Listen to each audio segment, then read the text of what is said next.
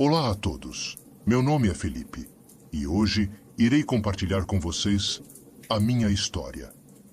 Espero que vocês rezem pela minha alma, pois a vendi ao diabo e agora não estou conseguindo encontrar uma saída. Algo que vale a pena mencionar antes de começar com o meu relato é o fato de que, quando criança, eu costumava receber a visita de um homem muito lindo, com asas, montado em um cavalo. Todas as noites, enquanto eu dormia, ele vinha me buscar e me levava para um lugar especial, com muito verde, animais dóceis e um lindo lago. Ele nunca me forçou a ir para esse lugar. Essas minhas viagens espirituais noturnas duraram aproximadamente uns 3 anos.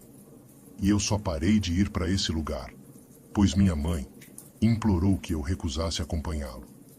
Não que ela o visse, mas todas as minhas aventuras noturnas eu contava para ela. Com o passar dos anos, segundo minha mãe, ficava mais difícil acordar. Não é que eu tivesse vontade ou tentasse acordar, isso eu não sentia, pois sinceramente, naquela idade eu amava aquele local e não sentia nenhuma vontade de sair dali. Eu não via perigo nenhum. Segundo minha mãe, uma das últimas vezes que visitei esse local, eu dormi por 16 horas. E como ela não conseguia me fazer acordar, fui parar no hospital. Depois desse dia, prometi à minha mãe que nunca mais iria para esse local. Recebi a visita desse homem novamente durante a minha infância, creio que mais 2 vezes, mas me recusei a acompanhá-lo. Olhando para trás, não tenho certeza se realmente era um anjo ou um demônio que me visitava. Porque podem acreditar, o demônio que conheci anos depois disso não tinha nada de feio. Pelo menos nas suas primeiras aparições, ele tinha uma bela aparência. Venho de uma família de classe média. Meu pai trabalhava duro em uma companhia química para nos oferecer uma vida melhor. Eu sou o caçula e sempre fui mimado por todos na minha casa. Toda essa bajulação me prejudicou bastante, pois me transformei em um homem incapaz de aceitar um não. Apesar de meu pai não ser tão bem-sucedido, ele fazia o possível e o impossível por mim. Era evidente que ele não gostava de Keila, minha irmã mais velha, pois além de não lhe dar amor, nem uma boneca ele lhe comprava. Nossa diferença de idade é de 8 anos. A sorte dela é que minha mãe sempre supriu essa falta de amor, e até vendeu perfumes e folheados para dar o que Keila precisava. Eu tinha de tudo, desde roupas até os melhores brinquedos. Estudava em uma das melhores escolas da minha cidade, com direito até a transporte escolar. Já as roupas de meu pai pareciam trapos de tão surradas, e algumas até furadas. Enfim, ele era um pai perfeito para mim, pois além de me proporcionar o melhor, ele me dava muito amor e carinho. Eu até via como ele era frio e grosseiro com minha irmã, mas minha mente infantil não me deixava perceber que isso a feria demais. Quando eu estava com 11 anos, minha vida deu uma reviravolta terrível. Meu pai cometeu a besteira de trair minha mãe, mas logo se arrependeu. Ele fez de tudo para que minha mãe o perdoasse. Eles continuaram juntos por mais 1 ano. Esse foi um dos piores anos da minha vida, pois vivia chorando no suspense de eles se separarem, já que as brigas eram constantes. Infelizmente, minha mãe não conseguiu superar a dor da traição e mandou ele embora de casa. Meu pai jogou no lixo 18 anos de casamento por causa de uma simples aventura. A única pessoa que vibrou com essa separação foi Keila, que até então não levava uma vida normal, pois meu pai não permitia que ela tivesse amigos e muito menos colocasse os pés na rua. Eu sofri bastante com a sua partida. Eu havia perdido o meu companheiro do dia a dia. Não pude nem ir embora de casa com ele, pois meu pai foi morar na casa de um irmão. Entrei em um mundo de amargura e tristeza. Mesmo amando minha mãe demais, Meu pai era meu herói, era meu tudo. Não podíamos nem nos ver diariamente por conta do seu trabalho. Tornei-me um garoto triste e rebelde.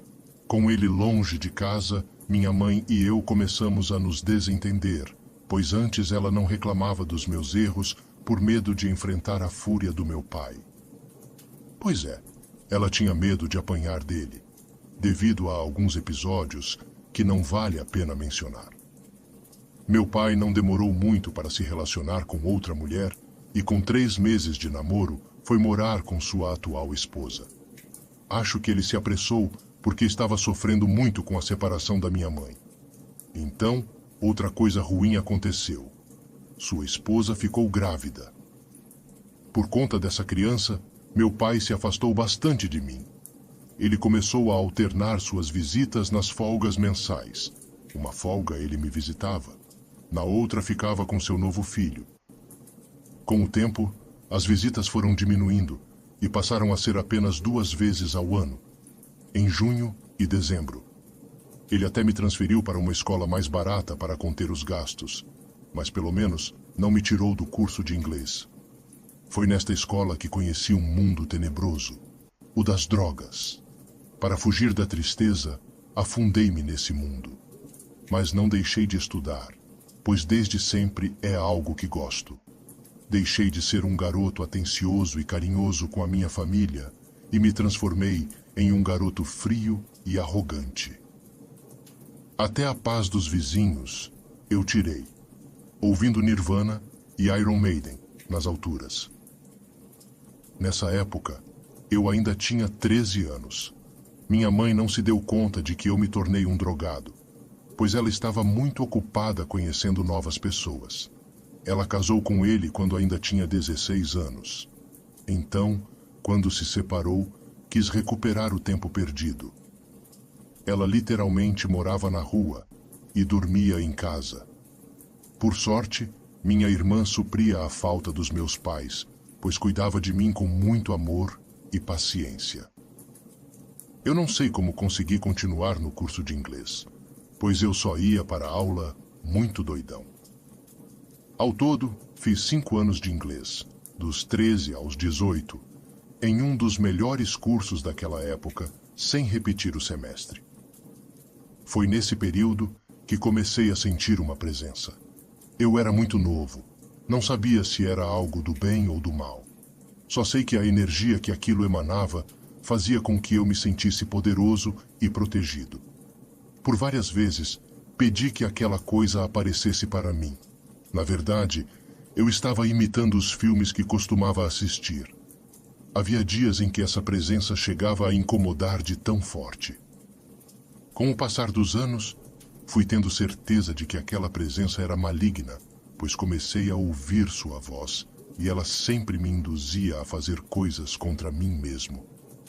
Eu podia senti-lo satisfeito quando me cortava. Aos 17, por insistência de Keila, que era para mim como uma segunda mãe, entrei no curso de guia de turismo. Foi a minha salvação. Com 1 ano e meio de curso, estagiei e acabei ficando sem tempo para a vida louca, já que estagiava de dia, estudava à noite e 3 vezes na semana ia para o curso de inglês à tarde. Sou muito grato a Keila por ter conseguido dar esse passo na minha vida, pois foi ela quem me puxou do buraco. Ela foi a minha força restauradora na adolescência. Fazia rezas e me obrigava a tomar alguns banhos de folhas. Naquele período, eu não sabia o motivo de ela fazer aquilo, mas eu só obedecia, pois sabia que ela queria o meu melhor. Foi aqui que eu parei de sentir aquela presença que me arrastava para o buraco. Logo aprendi a controlar meus vícios, então não foi difícil me afastar das drogas. Só estou relatando cada passo da minha vida para que vocês conheçam um pouco de mim e entendam o que me levou a evocar vários demônios. E, ao obter respostas de um deles, tive a infelicidade de selar um pacto. Foi nesse curso de turismo que descobri meu interesse em história. Eu tenho uma facilidade enorme em aprender e memorizar. Então me joguei no mundo do aprendizado da história mundial e enriqueci demais meus conhecimentos. Talvez, se eu tivesse feito faculdade, não teria aprendido tanto. Assim que concluí o curso, consegui um emprego em uma agência de turismo. Decidi também estudar espanhol, pois estava muito afim de ampliar os horizontes. Eu sou um cara muito extrovertido e comunicativo. Por isso, a profissão que escolhi combina demais comigo. Me dou super bem com meus clientes, principalmente os americanos e ingleses, que são o público com o qual eu mais trabalho.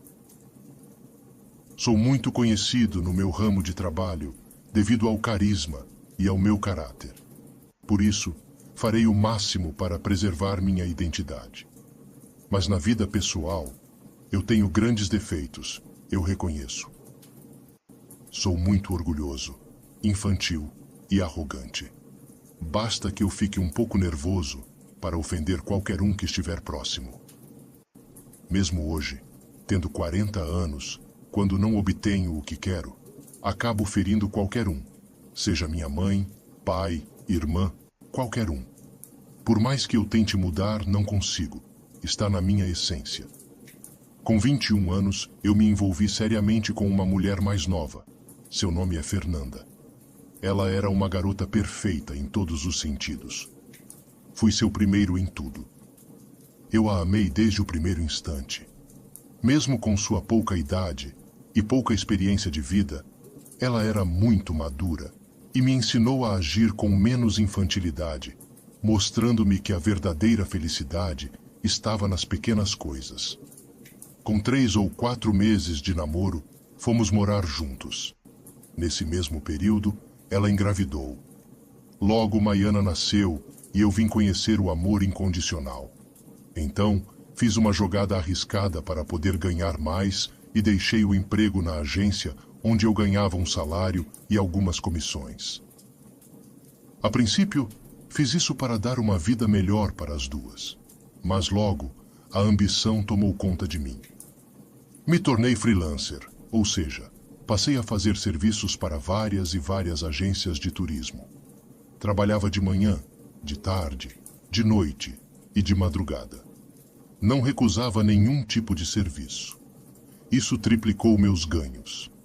Muitos de vocês não sabem, mas a profissão de guia de turismo é muito, mas muito lucrativa.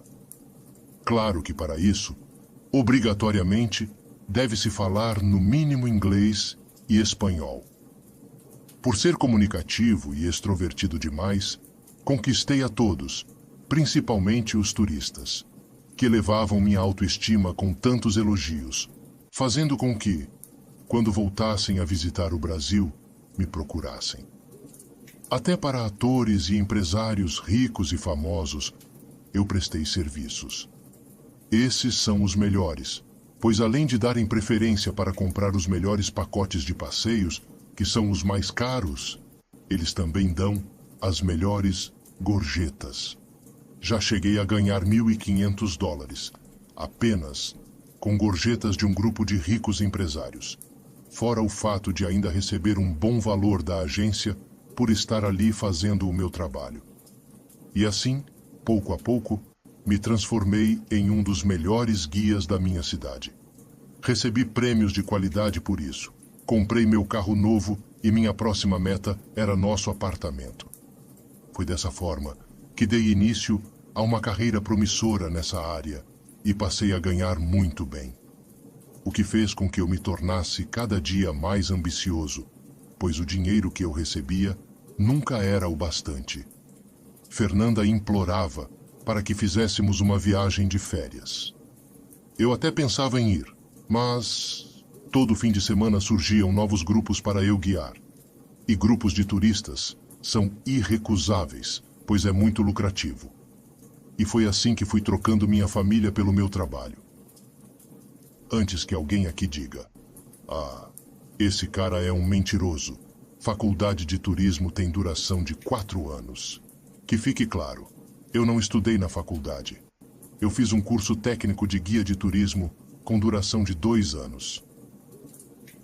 Acho que por aceitar tanto trabalho, por deixar a ambição falar mais alto, acabei com meu casamento. pois dei espaço para que ela me traísse. Eu não estou querendo preservar a dignidade dela, pondo a culpa em mim, mas eu nunca estava em casa. E quando estava, eu só dormia devido ao cansaço do tanto trabalho. Então, ela se envolveu com outra pessoa e foi embora de casa com apenas 4 anos morando juntos. Fernanda estava tão firme com essa decisão que nem pensou o quanto nossa filha era ligada a mim. Maiana tinha 3 anos. A partida delas foi um tremendo baque. Eu não suportei o fato de ter que me afastar nem dela, nem da minha princesinha. Mesmo tendo sido traído, eu ainda a queria demais. Além disso, eu também queria minha filhinha do meu lado. Não lembro se mencionei antes, mas Fernanda estava de cabeça virada por outra mulher. Pois é, ela se envolveu com Ivana, bem debaixo do meu nariz. Ivana tinha 22 anos nessa época e morava num bairro próximo, porém a mãe dela morava em frente à nossa casa.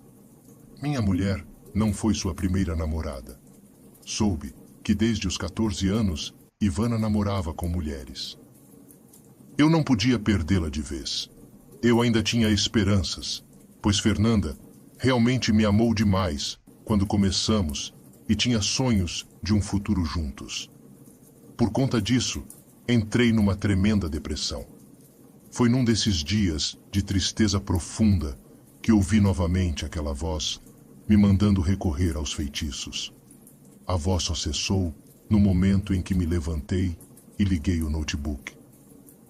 No instante que comecei as pesquisas sobre esse assunto, me vi completamente atraído pelo mundo da bruxaria, pelo mundo do oculto. Me vi tomado por uma energia indescritível. Dessa vez, não parecia ser algo negativo. Senti uma forte ligação. Me identifiquei por completo. Sabem aquela sensação de que a gente achou o que tanto buscava? Pois é, foi o que senti enquanto lia sobre bruxaria e demônios. Não foi apenas pelo fato de que, se eu me tornasse devoto ao demônio, eu teria minha amada de volta. Não era só isso. Eu podia sentir que o auge do sucesso na vida financeira viria dali. Por mais que eu tente, não conseguirei descrever a energia que me circundava naquele momento. Foi apegado a essas ilusões que recorri pela primeira vez a rituais para trazer Fernanda de volta para mim. Li vários e vários artigos na internet. Ali naqueles sites encontrei orações de evocação e rituais. Fiz todos que pude, para demônios diferentes, pois tinha esperança que um deles me ouvisse. Mas não obtive resultados. Eu poderia ter procurado alguém experiente nessa área. Para ser sincero, eu me envergonhava de pedir ajuda a uma feiticeira para isso. Minha irmã, por exemplo, é uma dessas feiticeiras, pois desde a infância tem uma vidência aguçada. E após meu pai ter ido embora de casa, ela se dedicou ao mundo espiritual. Mas eu era orgulhoso demais para pedir um favor desse tipo para ela. Então, decidi fazer tudo por conta própria, mesmo sabendo dos riscos. Como não estava me sentindo bem psicologicamente para trabalhar, pois tenho contato direto com turistas, me vi obrigado a parar um pouco para me recompor. Dediquei meu tempo a descobrir o que fazer para trazer Fernanda de volta para mim. Ignorei todas as coisas negativas que li, alertando do perigo de se envolver nesse mundo. Avisos sobre o preço alto a se pagar. Mas naquele momento, eu estava disposto a pagar qualquer coisa para ter Fernanda nos meus braços como antigamente. Ela era uma garota perfeita.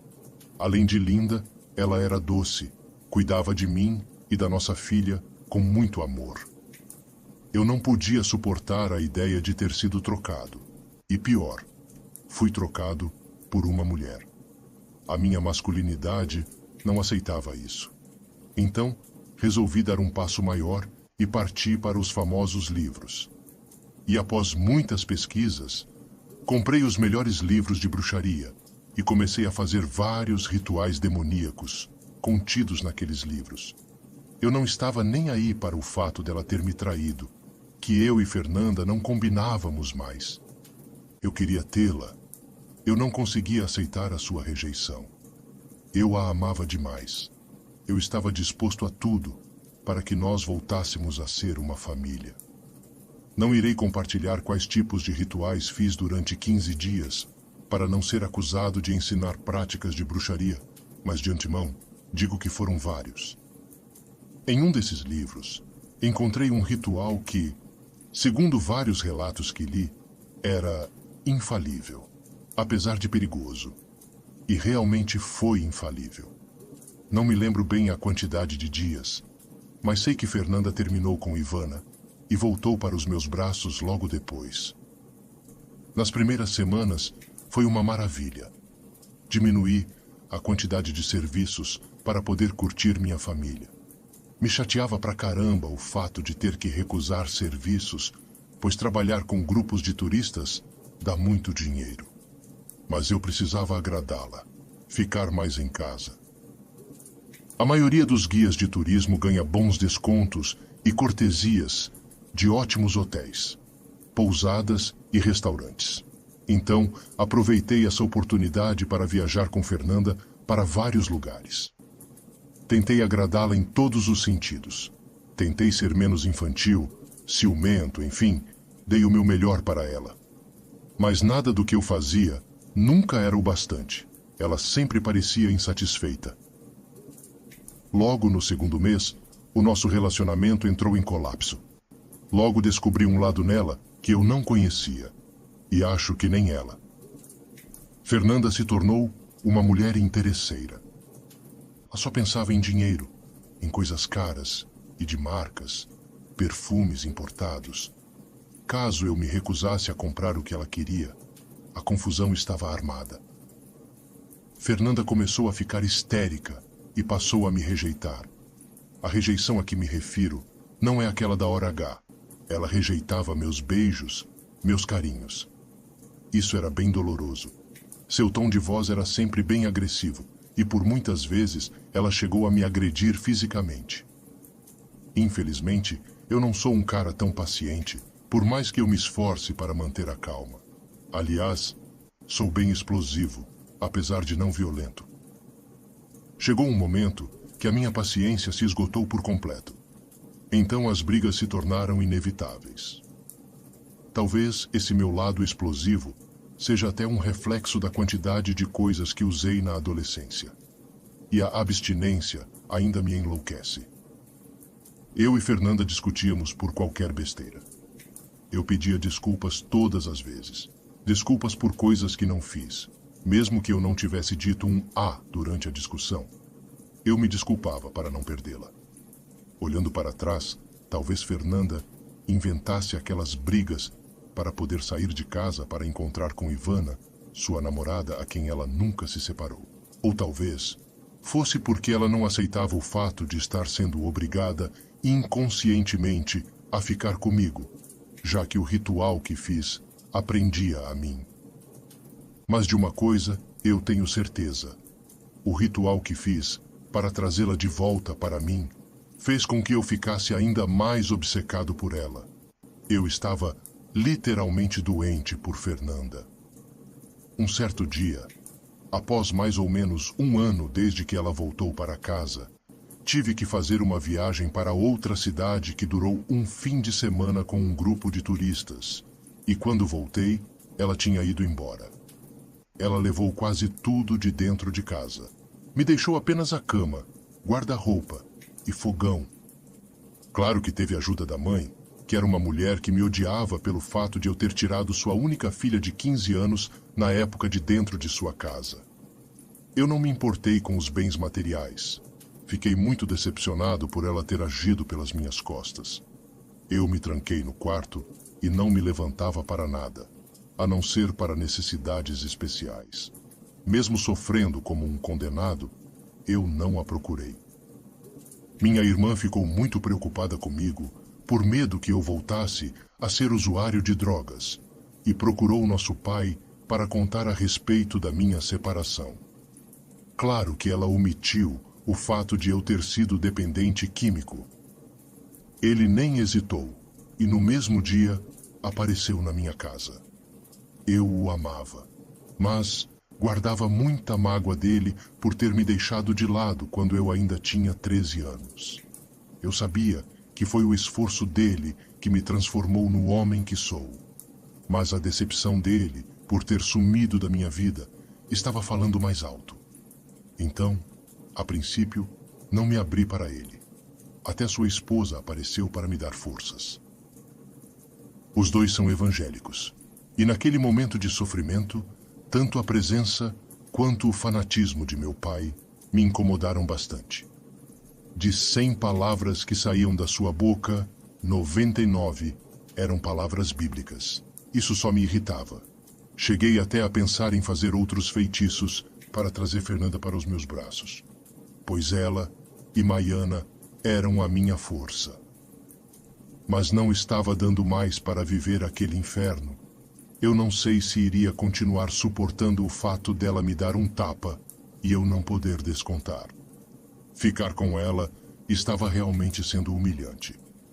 As visitas de meu pai se tornaram diárias, e todos os dias ele me obrigava a fazer 1 hora de estudo bíblico. Quer dizer, eu não lia nada da Bíblia, apenas a escutava. A persistência dele me trouxe forças para voltar para minha rotina. Após 3 semanas, resolvi atender as ligações dos donos das agências. Afinal, eu dependia deles para continuar atuando na minha área. Eu não podia me sujar, pois não sou o único guia na praça. Mesmo sem forças, resolvi seguir adiante. Em 2 meses, já tinha a estabilidade mental que precisava. Nesse período, Fernanda voltou a me procurar. Ela não queria voltar a morar comigo, não. Ela queria a vida boa que eu lhe dava quando morávamos juntos. No começo, até cheguei a cair no seu papo mentiroso de saudade. Ela deixava nossa filha com sua mãe e vinha me encontrar. Ela me seduzia, me usava, e eu, um besta apaixonado, abria os braços e o bolso para ela. Em um desses dias, dei uma fuçada no seu celular enquanto ela tomava banho e vi mensagens de amor entre ela e Ivana. Foi aí que, mesmo apaixonado, a mandei embora da minha vida. Eu sou um cara muito econômico e sem a despesa de Fernanda na minha vida, consegui até guardar mais dinheiro no banco. Foi nessa época que dei um passo de gigante e financiei um carro bem caro em 48 meses. Claro que tive que dar uma boa entrada e o resto parcelei em 48 vezes. Mudei de bairro e fui morar num bairro nobre. Ali peguei amizade com 2 irmãos muito ricos. Na verdade, rico mesmo era o pai deles, que lhes dava uma mesada invejável. Eles 2 até se formaram em advocacia. Para que mesmo? Até hoje eu não sei, pois não trabalham. Aliás, nem precisam, por conta do patrimônio do pai, e levam uma vida apenas de curtição, muita bebida e muitas outras coisinhas que dão prazer momentâneo, as quais já conheci no passado e não posso mencionar aqui. Eles me apresentaram a um mundo de farra desconhecido por mim até então. Eu não precisava pagar nada, pois eles não deixavam. Estávamos sempre rodeados de mulheres. Cada fim de semana, estávamos com mulheres diferentes. Às vezes, chegamos até a fazer troca de casais. E foi uma dessas loucas aí que me envolvi. Seu nome é Viviane. Nessa época, eu já estava com uns 28 anos. Tudo começou porque, depois que dormimos juntos a primeira vez, eu propus que ela fosse babá de Maiana. Nesse mesmo período, eu e Fernanda havíamos decidido fazer a guarda compartilhada, pois ela se queixava que ainda era muito nova e precisava viver. Mesmo sem tempo de ficar com minha filha, quase todos os fins de semana ela vinha para minha casa. Mesmo que eu não estivesse o dia todo em casa, eu a buscava e a deixava com a babá. A princípio, minha relação com Viviane era apenas de trabalho. Mas o fato dela ter que dormir na minha casa, já que muitas vezes eu tinha que sair de madrugada para trabalhar, fez com que nos envolvêssemos. Mas não era nada sério nos primeiros meses, apenas ficávamos de vez em quando. E foi assim que eu esqueci Fernanda.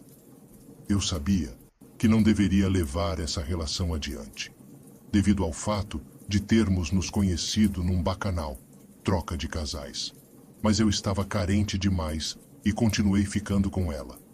Resumindo, ela também engravidou. Mesmo não sendo uma relação de amor, nem da parte dela e nem da minha, fomos morar juntos. Eu estava empolgado demais pelo fato de que iria ser pai novamente. Alguns meses depois, Murilo nasceu. Eu amava demais minha primeira filha, mas por esse garoto eu sentia ainda mais amor. Cerca de 2 anos depois, surgiu uma grande oportunidade na compra de um apartamento na mão da irmã dela. Ele era bem dividido e tinha uma ótima localização. Eu precisava apenas dar 20% de entrada e financiaria o restante. Com o dinheiro que eu ganhava, tanto a prestação do carro quanto a do apartamento seriam moleza. Minha vida estava seguindo às 1000 maravilhas. Então aconteceu algo muito ruim, não só para mim, mas para todos nós: a pandemia. O mundo fechou as portas para tudo, principalmente para o turismo. Eu não tinha mais tanto dinheiro guardado, pois dei de entrada no carro e no apartamento. Em questão de meses, as coisas ficaram muito ruins para mim e então Viviane me abandonou e foi para a casa da mãe. Segundo ela, estava com medo de perder os pais. Se aqueles fossem os últimos dias deles, ela queria estar lá. Eu falava todos os dias com minha mãe e irmã. Por orgulho, eu escondia delas o sofrimento que estava passando e dizia que estava bem financeiramente. Eu não tinha vínculo empregatício com nenhuma agência, então não recebia ajuda financeira de nenhuma delas. O apartamento eu não pude nem vender, pois faltavam muitas prestações a pagar. Então, o pouco dinheiro que ainda tinha no banco me ajudou a continuar pagando as prestações do apartamento para poder continuar morando ali. Meu querido pai, que prega até hoje tanto amor ao próximo, me deu as costas mais uma vez. Sequer me ligou para me dar um leite ou perguntar como estava minha saúde. Negociei com a financeira e entreguei meu carro. O pouco dinheiro que recebi deles não iria durar muito, pois além do meu sustento, tinha que dar o dos meus filhos. Sei que existiram casos bem piores que o meu, mas minha vida estava um verdadeiro desastre. Com 8 meses de pandemia, o círculo ao meu redor se fechou e então vieram os piores pensamentos. Eu queria pôr fim na minha própria vida, pois além de tudo, não estava preparado para enfrentar aquela pobreza. Fui criado tendo tudo do bom e do melhor. Quando me empreguei, batalhei muito e também tive tudo do bom e do melhor, o que me transformou num cara ambicioso, orgulhoso e arrogante.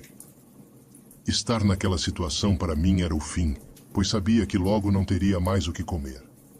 O auxílio que passei a receber do governo, eu dividia para cada filho. Para não passar fome, abri o jogo para minha mãe. Ela e minha irmã passaram a me dar uma ajuda financeira.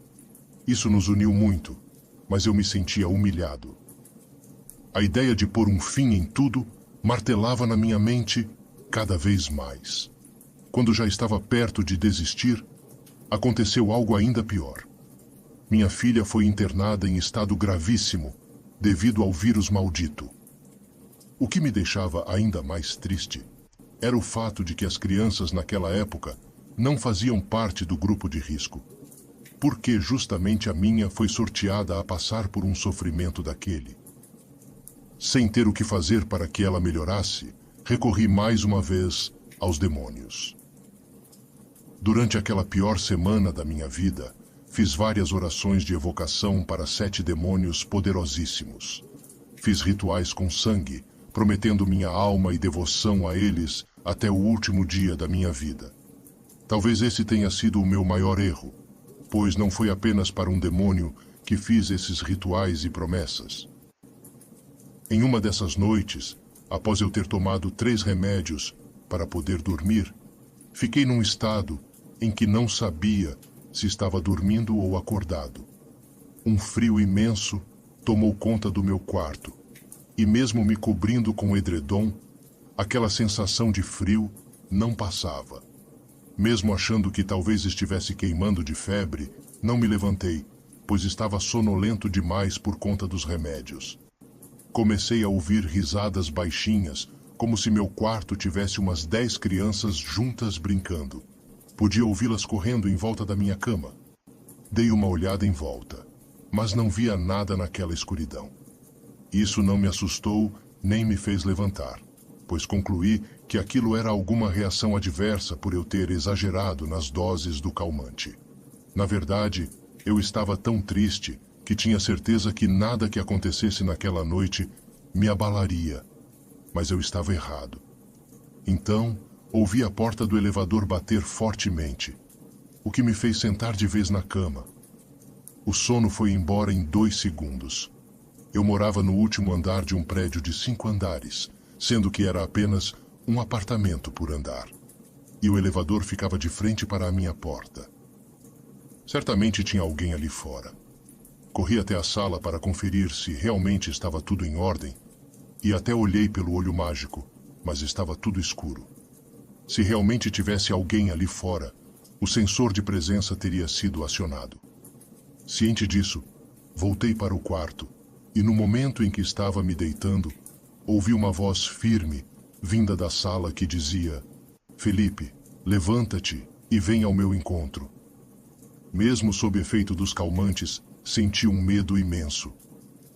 Pelo cheiro ruim de enxofre que invadiu meu quarto, já sabia que aquela voz não era humana. Cadê coragem de confrontá-lo? Permaneci ali, trêmulo, apavorado, juntando o medo com o frio intenso.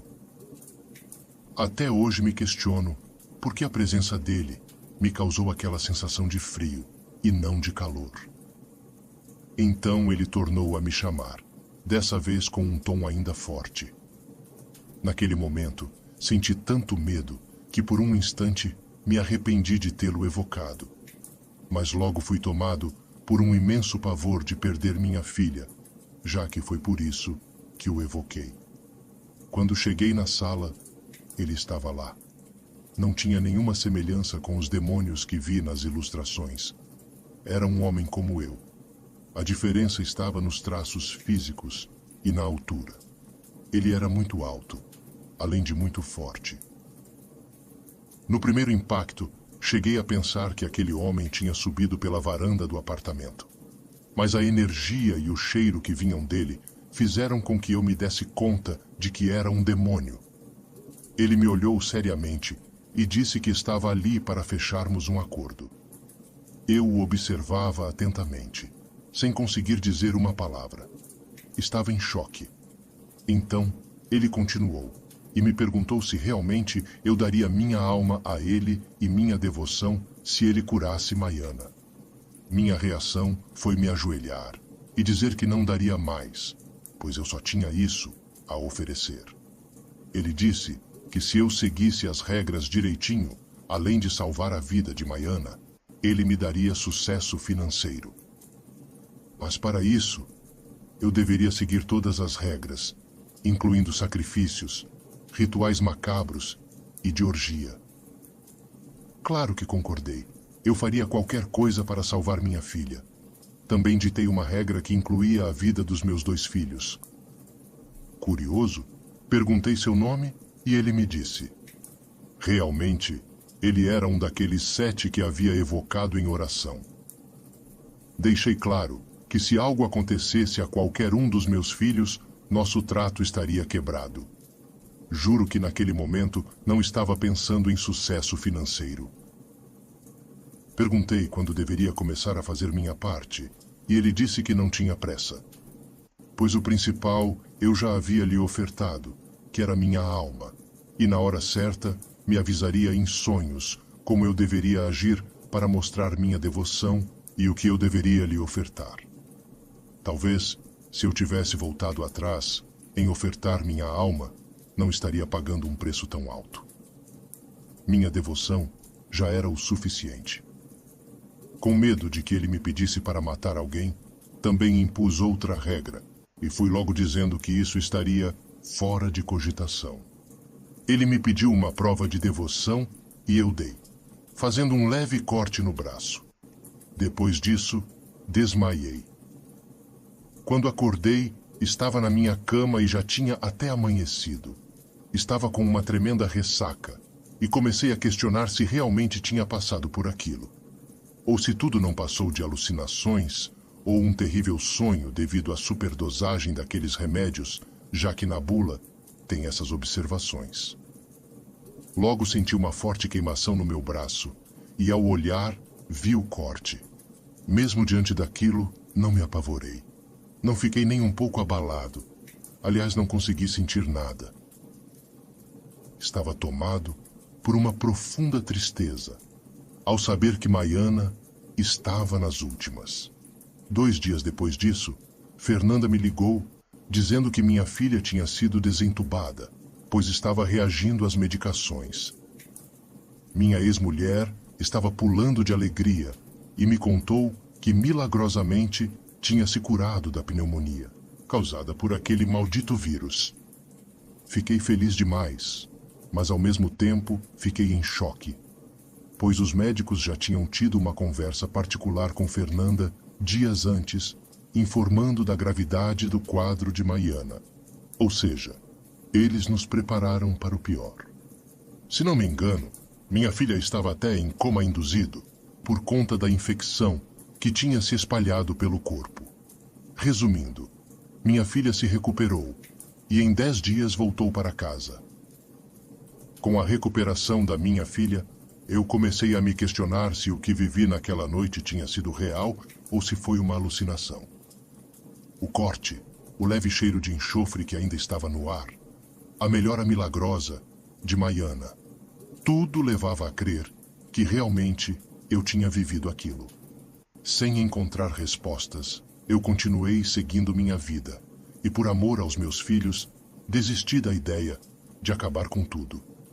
A pandemia me ensinou muito, principalmente a dar valor à família, a ser mais humilde e até desapeguei do amor que eu tinha ao dinheiro. Eu tinha me transformado em um cara materialista, arrogante e ambicioso demais. Eu humilhava com palavras qualquer um que se colocasse no meu caminho. Até minha família, com a qual eu cresci, eu maltratei. Mas a preocupação deles com o meu bem-estar durante essa crise mundial, não me deixando faltar o que comer, me fez dar valor a pequenas coisas.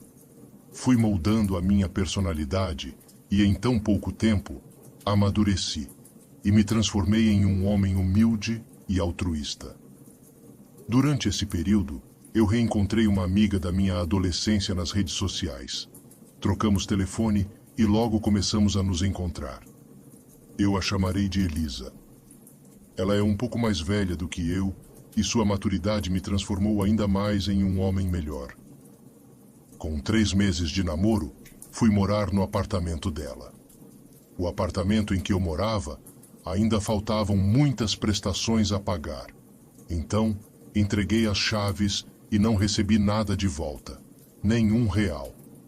Eu não contei nada a Elisa do que aconteceu no meu passado, nem da época que fui usuário, nem do meu envolvimento com magia negra, muito menos do pacto, que até então eu nem tinha certeza se fiz. Elisa vinha de uma família evangélica e conservadora. Ela abominava qualquer religião que não tivesse Deus como ser supremo. O que eu estava vivendo com Elisa naquele primeiro ano estava tão bom que eu cheguei a não me importar com o fato de não ter R$1 no bolso. Seu amor e apoio psicológico me reergueram por completo. Apesar de ela ser uma mulher muito bem-sucedida, não era por esse motivo que eu estava com ela. Eu me apaixonei pela sua simplicidade e postura. Quando o turismo entre brasileiros começou a ser liberado, comecei a prestar pequenos serviços para uma agência de turismo. Evitei ao máximo aceitar os serviços das antigas agências em que eu trabalhei, pois me negaram ajuda quando eu estava passando fome. Minha mãe sempre me disse que não se pode ter orgulho com prejuízo, que não vale a pena. Mas eu não consigo seguir esse seu lema. Infelizmente, Essas antigas agências eram as mais famosas e mais procuradas, enquanto a que eu estava era uma agência mediana e só me dava serviço esporádico, pois tinha seus funcionários antigos. E foi assim que fui levando minha vida até o início de 2022. Minha mãe continuava me ajudando financeiramente, e sua ajuda me servia para pagar a pensão dos meus 2 filhos. Foi então que sonhei com aquele demônio, me pedindo um ritual de sacrifício. O sonho foi muito real. Ele detalhou o passo a passo de como eu deveria proceder e onde deveria colocar a minha oferenda. Acordei suado e assustado. A princípio, acreditei que não passava de um simples pesadelo, mas não foi apenas isso. Sabem aquele corte que fiz no braço anos antes? Ele estava sangrando, sem explicações. Dessa vez, eu não estava dopado. Eu não me cortei. Tenho plena certeza disso.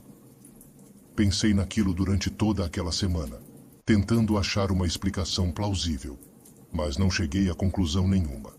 Então, tive o segundo pesadelo. Dessa vez, foi pior. Eu tive a chamada paralisia do sono.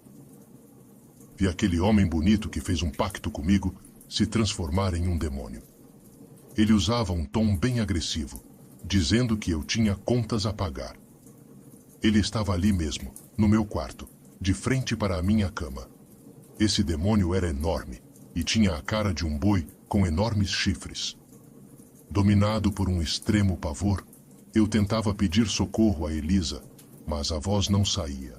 Eu sequer conseguia mover minha mão.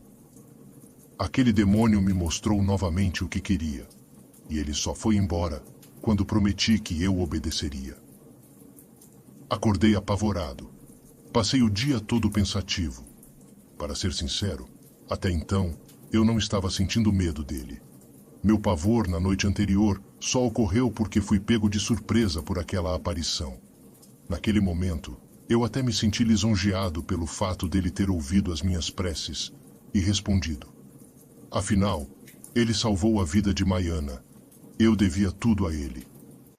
Fiz o ritual solicitado por ele com muito prazer. Daquele dia em diante, eu podia sentir a sua presença e criei a ilusão de que aquele demônio estava ali para me proteger. Acreditem, a sua energia fazia com que eu me sentisse poderoso e protegido. Para minha surpresa, alguns dias depois disso, fui procurado por um cara muito rico. Ele é dono de uma agência de elite, sendo que a maior parte dos seus clientes são estrangeiros ricos. Eu o chamarei de Roberto. Ele é muito requisitado por pessoas da alta classe. Isso inclui famosos, políticos e empresários ricos. Cheguei a fazer uma vez um tour com 2 atrizes americanas famosas. Não irei dar mais detalhes, pois, se tiver alguém da área de turismo vendo esse relato, poderá tentar descobrir minha identidade. Roberto me propôs um contrato de exclusividade, ou seja, apesar de não ter intenção de assinar minha carteira, eu deveria prestar serviços apenas para ele e, se possível, estar sempre à sua disposição. Claro que aceitei na hora. Eu teria ganhos entre 8 a 13 mil por mês. Claro que nos meses de maio e junho, o ganho seria menor, que é baixa estação. Eu fiquei muito feliz.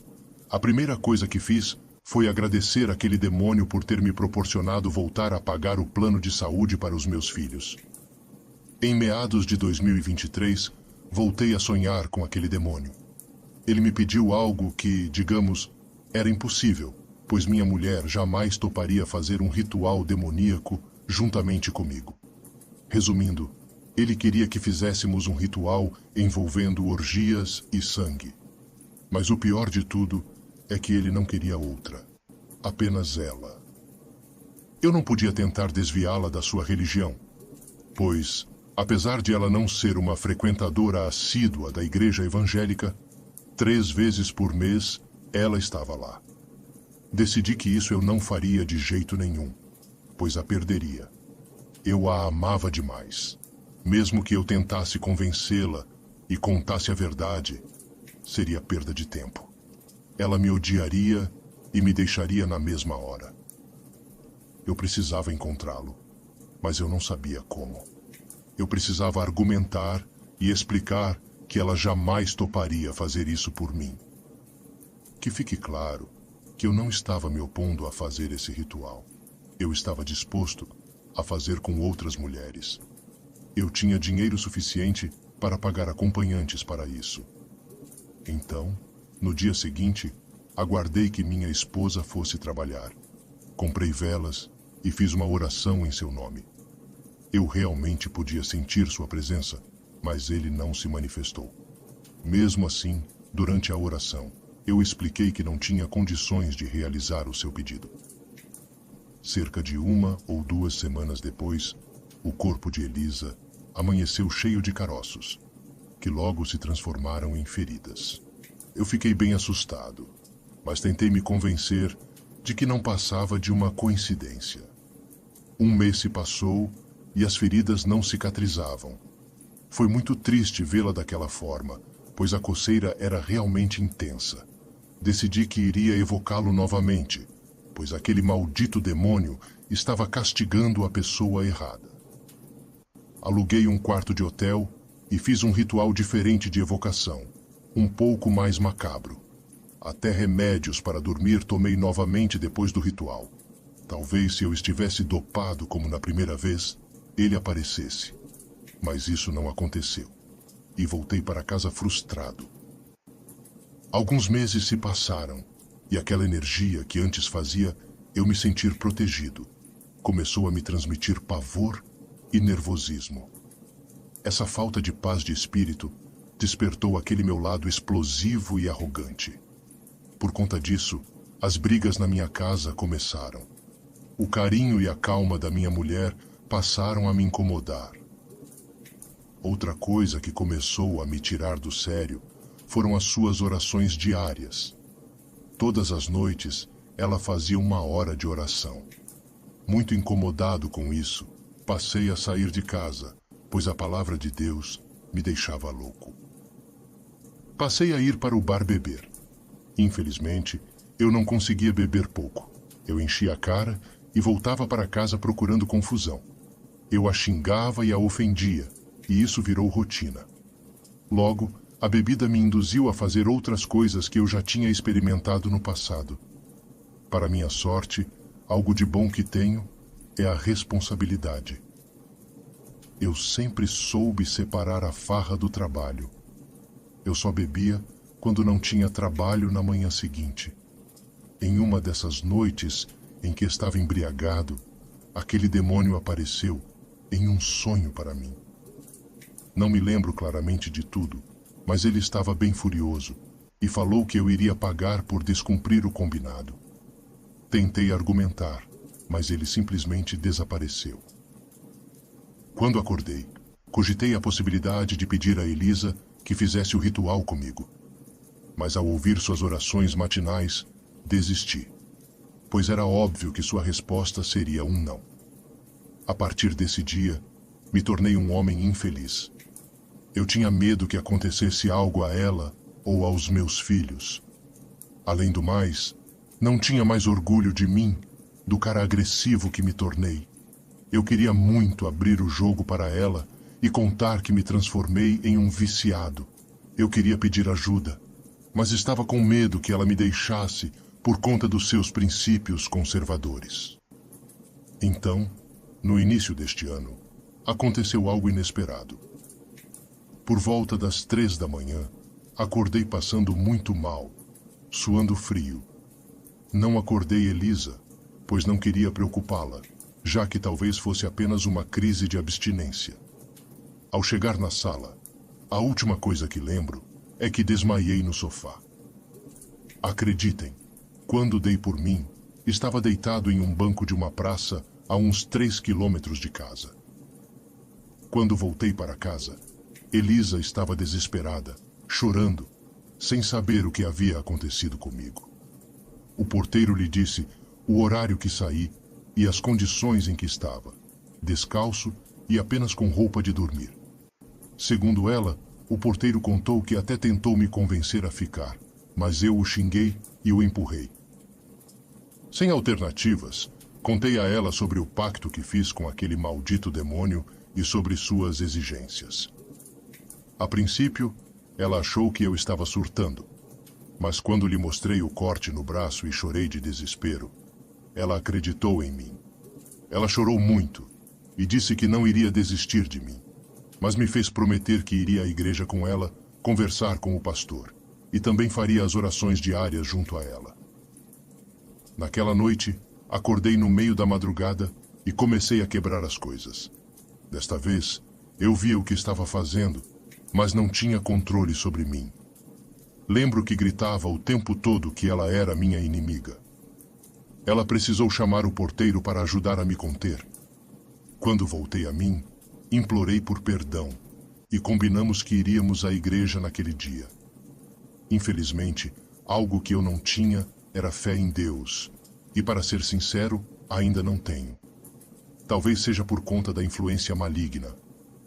Mesmo assim, decidi arriscar e busquei a Deus para me tirar daquele sofrimento.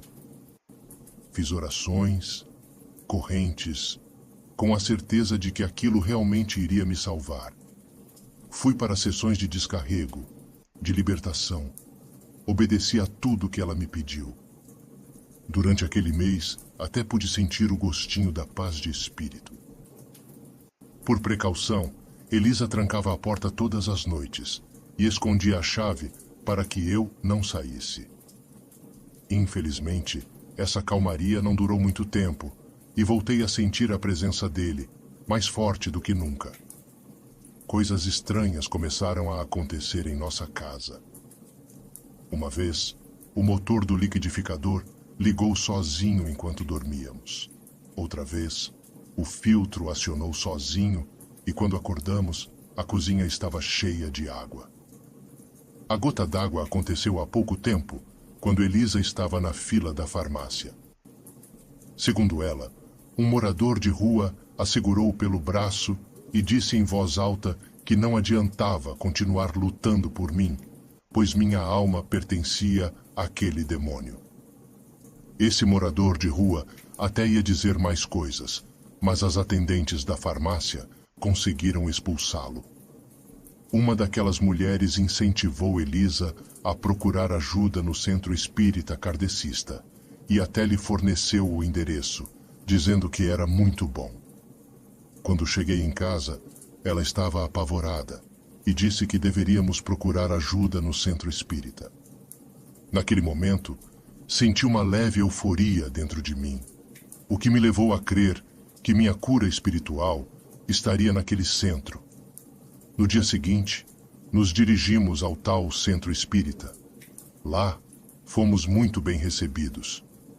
Eles me conduziram até uma sala onde recebi uns passes. Desde que saí de lá, venho enfrentando uma dura batalha mental. Sei que preciso ir ao centro espírita, mas uma voz diz que eu não tenho salvação, que é perda de tempo.